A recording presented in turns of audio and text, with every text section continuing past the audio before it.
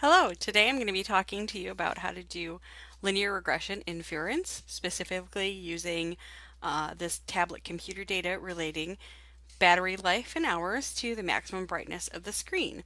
So if you haven't already, please open this lovely Word document, Inference for Linear Regression, to be found above this video, and the Minitab data associated with it, tablet computers.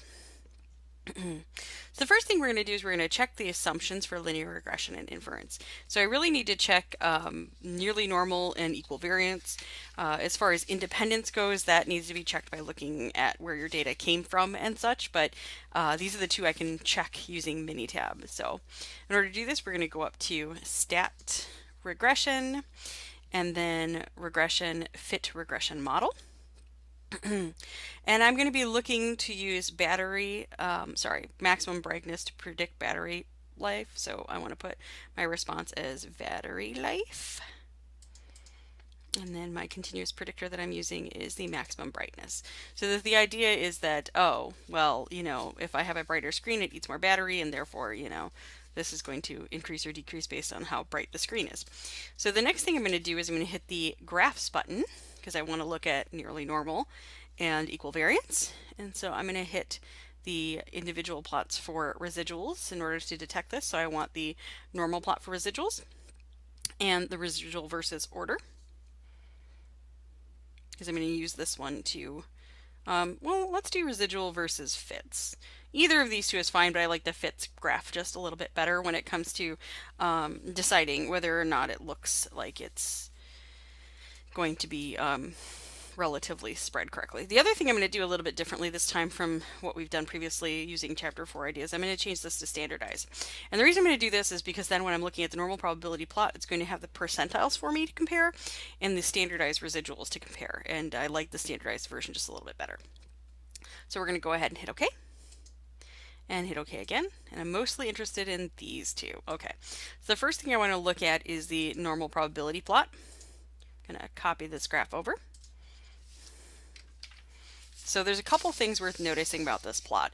A good normal probability plot should be fairly close to the red straight line through here that we see, and not deviate from it much. So we notice there's a couple places where this wobbles in the middle, and in particular I've got a big deviation right here and up above right here. So I'm hoping you notice that the upper deviation occurs somewhere above the like 91st or 2nd percentile, somewhere in here, because that's the 95th percentile. So somewhere above like or around the that looks like it kind of starts at 90. So I'd say around the 90th percentile this starts to look non-normal. And then it looks like below the 5th percentile we're having the same problem. So you're able not only to describe where is it failing in normality more specifically with the percentile chart on there, but you're able to, I just said why. You can describe where it's specifically happening. Previously you might be able to say something like, oh, it curves in the tails, or it's non-linear in the tails. Here you can say specifically there appears to be a problem above these and below these certain values. So I would say that this is, sort of, it's nearly normal.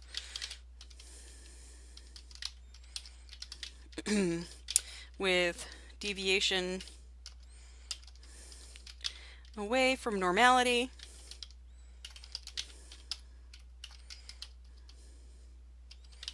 occurring in the tails,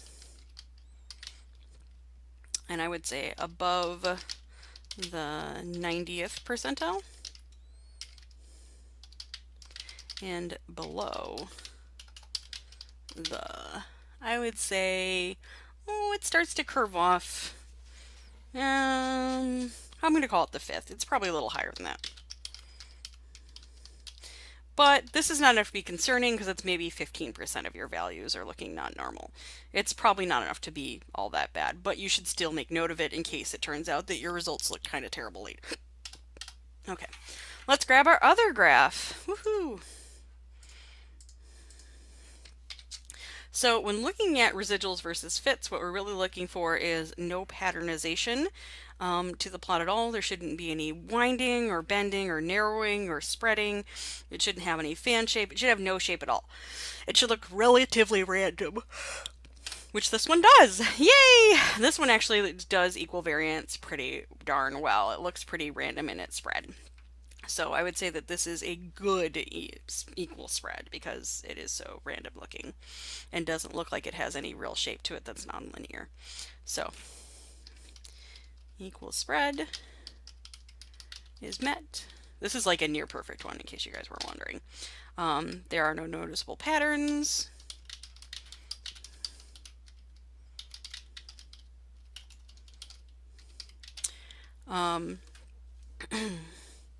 Is there anything else I want to say about this? Or unusual observations. So there's also no really outlier looking-ish guys. These guys are a little questionable, but I'm calling it good for now. Or unusual values.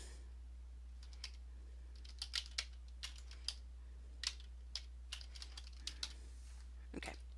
So next up, we're asked to find a couple different other values going along with these calculations that I just did. So in particular, you're asked to find the residual standard deviation. And all of these can be found in the Minitab output or the session window over here. So I'm going to shrink this and shrink that. And we have this lovely plot of information right here. Okay, where is the residual standard deviation? Well, I'm hoping you look at this and notice that there's a couple different standard deviations floating around. I think I'm going to just grab the model summary and the coefficient summary so I can talk about this. So I'm going to get a little more detailed here than I need to be.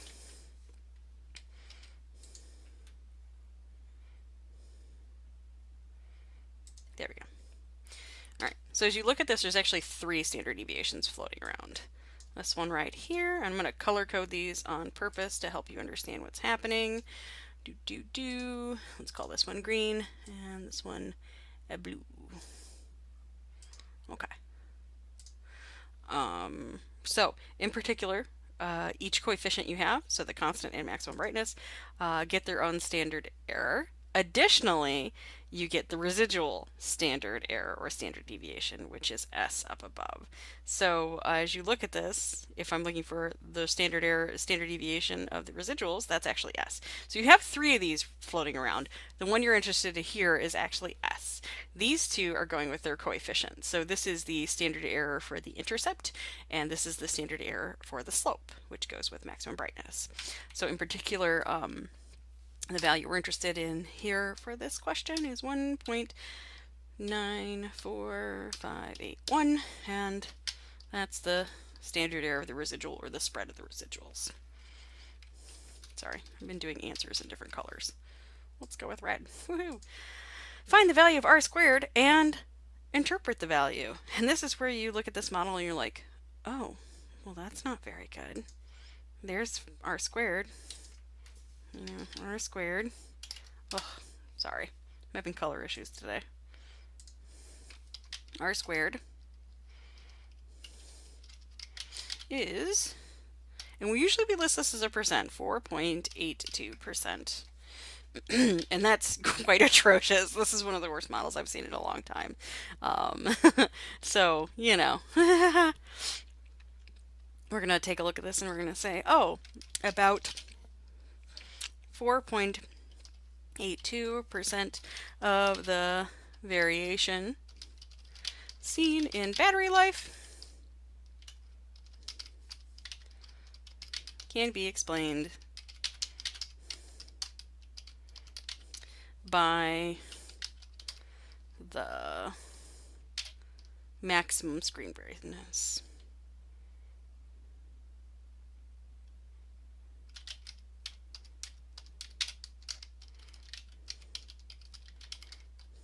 And that's it. Yay!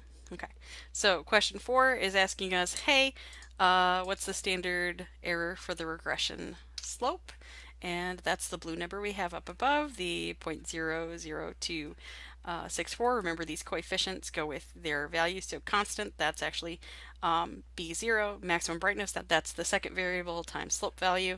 And so, you know, there's the value of slope, and there's the standard error for the slope. So 0.00264. Alrighty. And now on to performing our hypothesis test. You knew we were going to get there eventually, right? So, is there evidence of an association between the screen brightness and a battery life? We're going to test the appropriate hypotheses, find our t-statistic and our p-value, and state our conclusion. So we're going to do it all in once right here. So the first thing I need to come up with is my null and my alternative hypotheses. So my null, my status quo value, is that the slope is actually 0. There's no relationship here. And I'm going to remind myself this is b1. And my alternative is that I think there is a relationship here and they are not equal. So I think that b1 is actually not equal to 0. Let me grab the not equal to symbol real quick. All right. So again, slope being 0 means there's no relationship between these two. Slope not being 0 means there is. So I'm going to scroll back up to my output.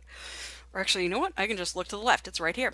So where is my test statistic? There's my test statistic and there's my p-value. So the test statistic, or t-statistic rather, is 1.84 with a p-value of 0.070. Alrighty, so in looking at this, we should decide whether or not we think that is significant. I don't know, that p-value is pretty big. It's bigger than 5%, so I think I'm going to go ahead and call this a failure, failed to reject. And so therefore my evidence seems to point towards that these two are not related, at least not linearly. So that's unfortunate, but true. So the evidence suggests that there is no linear relationship between maximum battery life, battery life and maximum screen brightness.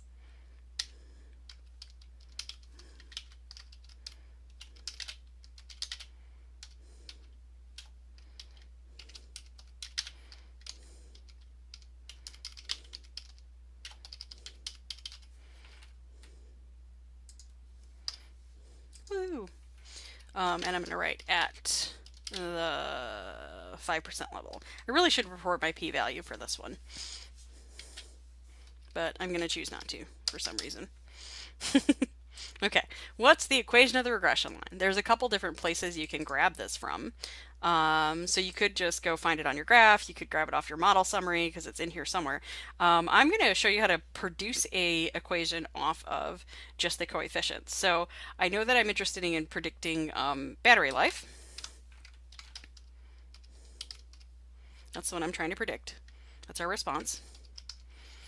Equals, and now I just need my intercept, which is 6.211, plus my slope, which is from the maximum brightness, 0.00486. That's coming from right here, the coefficient column. And then the variable that goes with it is maximum brightness, which is right there. And I'm going to abbreviate that max brightness. Alrighty. So what's next? Find the 95% confidence interval for the slope of the true line. Yep, so I got to produce me a confidence interval for the slope, and then I need to produce the prediction interval. So this is actually fairly easy to do off of what we already have. If you want, you can do this by hand. I think I'm going to do this by hand. So this would be just so you can see how it's done. This would be your B1 plus or minus your t-value times, let's see, the standard error for the slope. Okay, so how do you come up with that? Well, B1 is just our slope. That's right there, 0.00486 plus or minus, and now I need my t-value. And then I think I'm going to come back to that, and I also need my standard error for the slope, which is right up here, 0.00624. Let's find our t-value. So, a couple things worth noting. Where is it? In here, if you look at this, it gives you the total number of values that you see for error, which is 67, and that's actually your degrees of freedom for this because it tells you that there's 69 observations. If you weren't sure, you could ask it to count this. So if you weren't exactly sure how many items you had or what your sample size was, you can go up to Stat, Basic Statistics, Display Descriptive Statistics, put in just either of your variables, it doesn't matter which because they should be the same size, hit the stat key, and then you can ask it to calculate your total n, your sample size if you want. And that's what I'm doing just in case you didn't like reading that previous menu. So it's just going to give me my total number that are present. And we're going to hit OK. And it's like, hey, you got 69. So my degrees of freedom is always 2 less than this when you're doing inference for regression. So I'm going to use 67, and I'm going to use that to get my t-value. So I'm going to do a 95%er with a t-value with a degrees of freedom of 67. So we're going to go up to Graph, Probability Distribution Plot, View Probability, hit OK. And I don't want normal, I want a t. And my degrees of freedom is 67. I'm going to hit Shaded Area. Sorry, just so you can see this again, it's 67. We're going to hit Shaded Area. And then I need to make my center amount of probability be 95%, which means in my tails I have 5%. And then I'm going to hit OK. And there's my values. Ooh, since that's such a large sample size, it's pretty close to the one you used for Z. So 1.996 is my t-value. And then I'm just going to add and subtract those, which if you do, you get the following. This is super tiny, so be careful with your rounding on these. 0.000400944, comma space, 0.010012944. Okay, this is kind of a little bit of a messy disaster. I think I'm going to put this on the next line. There we go. There's my confidence interval.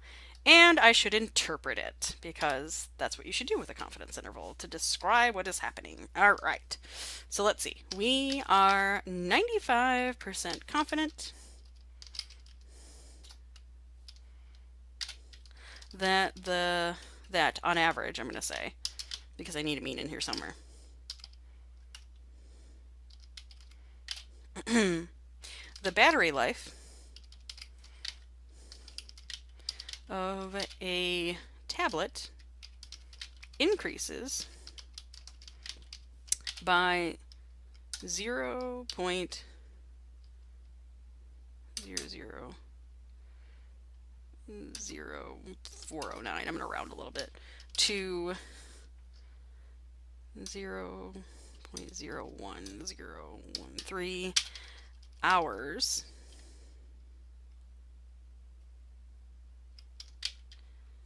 per every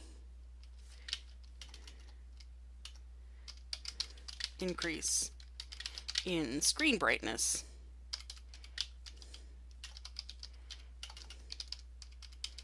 in, this is a weird unit. It's I don't remember what that is. It's a number per meter squared. Okay. So remember, this is describing an increase. Tablet.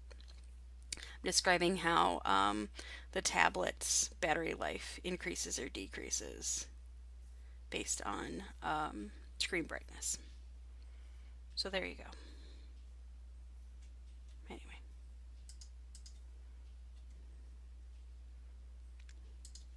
Which I really was expecting this to be negative. I was thinking like your battery life should decrease as you brighten the screen. This is probably why this is a terrible relationship. It's doing the opposite of what you naturally would think it would mean. Okay. All right. So again, this is just a confidence interval for the slope. Let's do a prediction interval, and this is different than what you might be used to. Okay. So the first one I'm going to do is for the mean. So this is a little bit unusual because this should be new. All right. So we're going to go down to, where is it? Stat, regression, and then regression, and you'll see this thing called predict. This is usually grayed out until you have a model. So if you haven't done a linear regression model yet, this is not available for you to select. You also have to do this using the fit regression model. You can't do fitted line plot and get this. The other thing you should look for to make sure you're ready and set to go for this is you'll see a little green check mark down here on the thing you predicted. So since I've already predicted battery life, I can use this. All right, so it's asking, hey, what values do you want to predict? I want to predict a specific value of 500. Woohoo. And then that's all we really need for a setup for this. And we can just go ahead and hit OK, and it will produce our confidence interval for us for the mean screen brightness when you have your screen brightness set at 500 CD per meter squared. Okay, so you'll notice this gives you a couple things. It reminds you what your model was that it's using to do this. It's telling you what your value setting was for it, and it gives you some fits values. In particular, it's this fit value right here is the specific value you get from putting 500 into your model. The standard error for the fit is, something totally different. But what I want is the value that's right here, the confidence interval. So that's the value I'm going to plug into here, and I'm going to change its color and make it a little bit bigger. All right, so keep in mind this is your confidence interval for the mean. So what this is telling you is that we are 95% confident that a tablet, I can't spell tablet today, I'm sorry, with a max screen brightness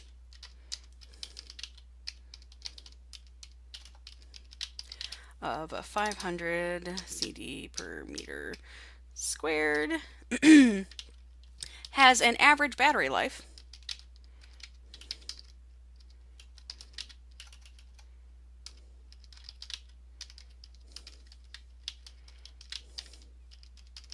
between 7.73 and, what is it, 9.54?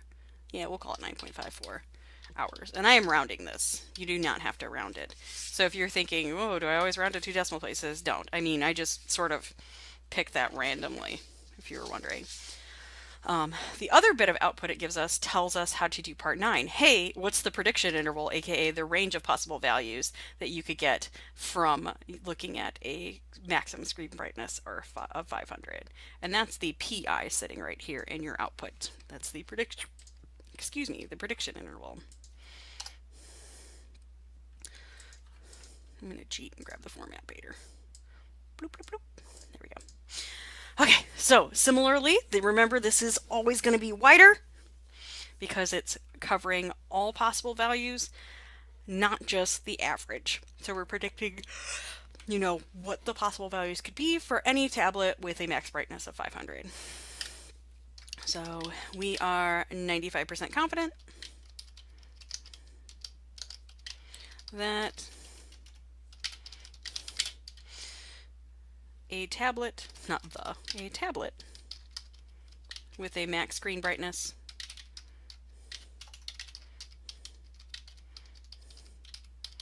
of 500 CD per meter squared. Oops, I missed my purr. Purr, like a kitty. Meow. All right, I don't know why. I need to math it up less.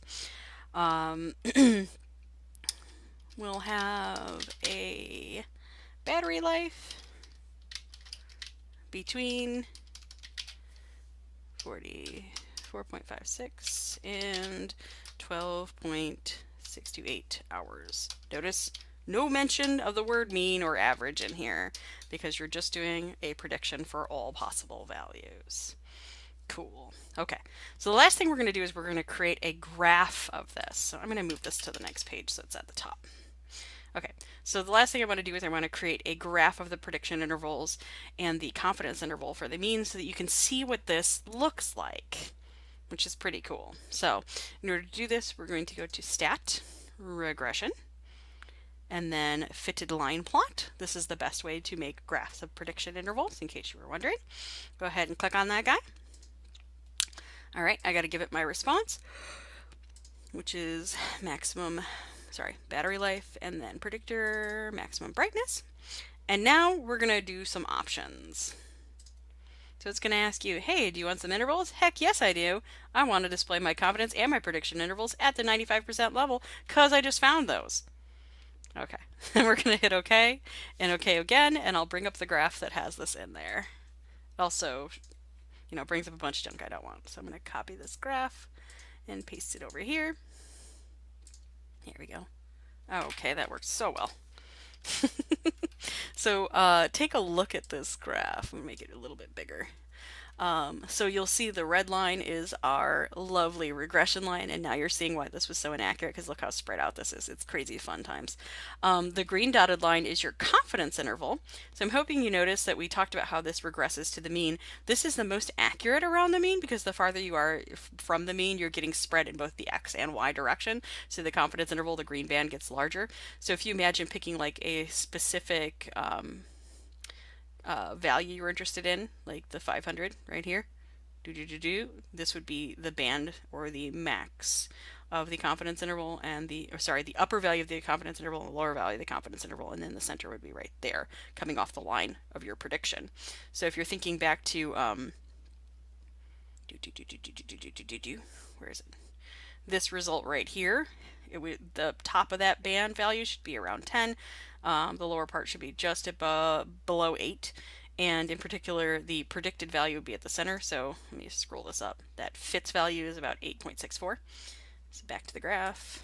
So, that's where the 8.64 is. The top part's the just almost to 10, and then the lower part would be, just below, 8, around 7. Okay. The next is to look at the, oh, come on, brain. What am I thinking of? The predicted interval. I don't know why. So remember, the predicted interval does like everybody, your range of all possible values. And that one is, prediction does range of all possible values. So it's a little more consistent. There's no tightening or regressing to the mean like the confidence interval does. And it predicts all of the range of values for all specific values of x. So as you look at this band, I'm hoping you notice that since it's predicting all possible values, it's going to grab almost everything. So you look at these couple dots right here, they seem kind of small. How often should you have dots that are outside of the 95% prediction interval? Well, it's 95%, so this should only happen about 5% of the time. And that's how we interpret this. So, that's all I have for you. Let me know if you have any questions. Bye!